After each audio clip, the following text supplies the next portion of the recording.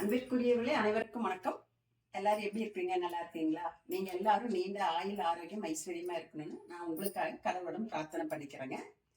இன்னைக்கு நம்ம இந்த வீடியோல என்ன பார்க்க போறோம் அப்படின்னா, இன்னைக்கு வந்து சித்ரா பௌர்ணமி. அந்த நாள்ல எத்தனை விசேஷங்கள் அதுல இருக்குது அப்படிங்கறத பத்தி தான் பார்க்க போறோம். எத்தனை விசேஷங்கள் இருக்கு, எத்தனை வழிபாடுகள் இருக்கு அப்படிங்கறத பார்க்கலாம். வாங்க வீடியோக்குள்ள போலாங்களா? என்னோட வீடியோ முதல் முறை பார்த்துட்டு இருக்கிறவங்க வந்து சப்ஸ்கிரைப் பண்ணிட்டு பாருங்க. அப்படியே ஸ்கிப் பண்ணாம பாருங்க. அப்படி பக்கத்துல இருக்க பெல் பட்டனை கிளிக் பண்ணிட்டு பாருங்க. சரிங்களா? வாங்க வீடியோக்குள்ள போலாம்.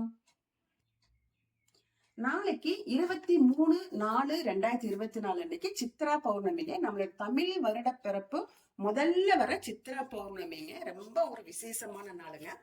அந்த அன்னைக்கு வந்து நாம பௌர்ணமி பூஜை வீட்டுல வந்து குலதெய்வ பூஜை பண்ணலாம். அப்புறம் நம்மளோட இஷ்ட தெய்வ பூஜை எல்லாம் பண்ணிக்கலாங்க.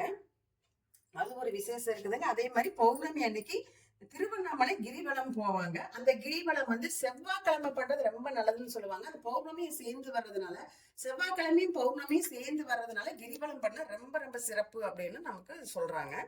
அடுத்தது வந்து ரெண்டாவது விசேஷம் என்னன்னு பாத்தீங்கன்னா, சித்திரகுப்தர் பிறந்த நாளுங்க நாளைக்கு.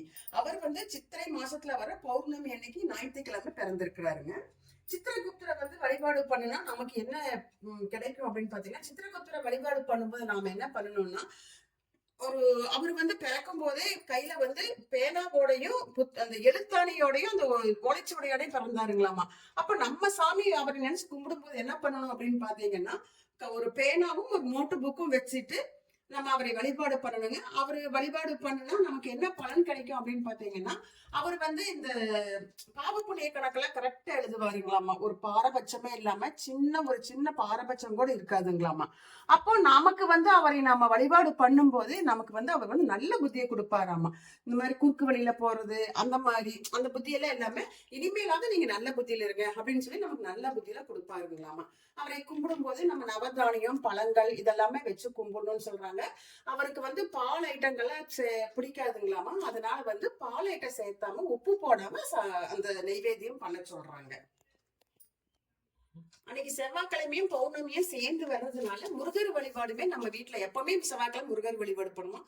பௌர்ணமியும் சேர்ந்து வர்றதுனால ஒரு மிக சிறப்பான நாள். அன்னைக்கு முருகர் வழிபாடு ரொம்ப சிறப்பா இருக்கும். அன்னைக்கு நம்ம சிறப்பா முருகர் வழிபாடு பண்ணலாம். அப்புறம் அடுத்தது வந்து நீங்க சக்தி நாராயண பூஜை அது வந்து சாயந்தரமா பண்ணுவாங்க. பக்கத்துல கோயில்ல பண்ணுவாங்க. இல்ல வீட்டுல தெரிஞ்சவங்க வீட்டுல செய்ய தெரிஞ்சவங்க பண்ணுவாங்க. கோயிலையும் போய் பண்ணிக்கலாம். அந்த பூஜை ஒண்ணு இருக்குதுங்க. அடுத்தது பாத்தீங்கன்னா மதுரையில கள்ளழகர் சித்திரை மதுரால வந்து திருக்கல்யாணம். அடுத்தது வந்து மதுரை சித்திரை திருவிழா ஞாயிற்றுக்கிழமை தான் முடிஞ்சதுங்க திருக்கல்யாணம். நம்ம அதை பார்த்தோம். அதுல வந்து கள்ளழகர் வந்து நாளைக்கு பௌர்ணமி அன்னைக்கு ஆத்துல இறங்குறாருங்க. அது எல்லாத்துக்குமே தெரியும்.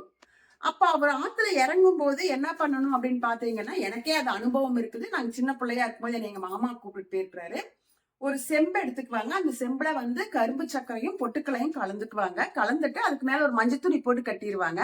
மஞ்சள் துணி போட்டு கட்டிட்டு அதுக்கு மேல வாழை இலையோ இல்ல அதுக்கு மேல வெத்தலையோ வச்சு அதுல வந்து கொஞ்சம் கற்பூரம் வச்சு அந்த அவர் ஆத்துல இறங்கும் போது கற்பூரம் அப்படியே காமிப்பாங்க.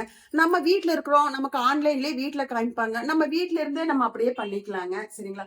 அப்படி பண்ணாலும் நம்ம வந்து கள்ளழகர்கிட்ட வரம் கேட்டு நமக்கு என்ன குறை இருக்குதோ சொல்லி வழிபாடு பண்ணி நம்ம அவரை வணங்கிக்கலாம். சரிங்களா? இத்தனை சிறப்புகள் இருக்குதுங்க.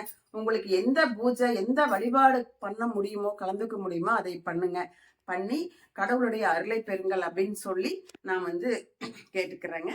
வீடியோவை பார்த்துட்டு இருக்கிறவங்க ஏதாவது சொல்லணும்னு நினைச்சீங்கன்னா எனக்கு கமெண்ட் பண்ணி சொல்லுங்க. அப்படியே லைக் பண்ணுங்க, ஷேர் பண்ணுங்க, கமெண்ட் பண்ணிட்டு என்னோட சேனலை சப்ஸ்கிரைப் பண்ணிட்டு பாருங்க. நன்றி, வணக்கம். நான் உங்களை அடுத்த வீடியோல பாக்குறேன். சரிங்களா?